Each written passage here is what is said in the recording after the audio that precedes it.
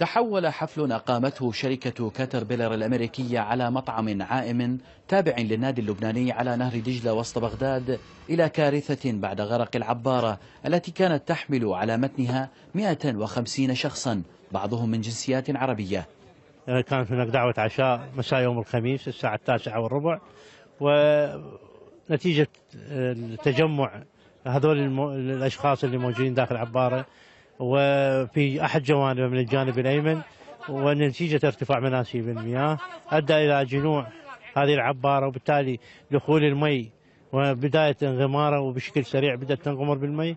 فرق الإسعاف والدفاع المدني والشرطة النهرية التي هرعت إلى مكان الحادث تمكنت من إنقاذ معظم من كان على متن العبارة باستثناء 7 أشخاص قضوا غرقا، بينما لا تزال عمليات البحث من قبل الغواصين مستمرة عن 3 مفقودين. يعني ما كنا متوقعين بأن العوامة راح تغرق صراحة، والكل الموجودين والحضور ما متوقعينه يعني. بهالاثناء طمست العوامة بعد ما نلحق العالم طلع طبعا صار ذعر كلش قوي يعني، والدنيا ظلمة تعرف، وبعد ما نلحق نطلع الناس. وزارة الداخلية العراقية أكدت أن أسباب انهيار العبارة عدم استيعابها الأعداد الكبيرة من الأشخاص الذين كانوا على متنها، مستبعدة في الوقت نفسه أي عمل تخريبي وراء الحادث.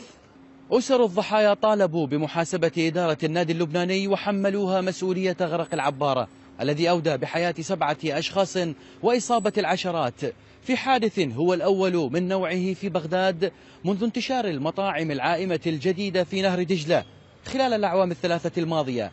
من أمام النادي اللبناني في بغداد، منتظر رشيد، العربية.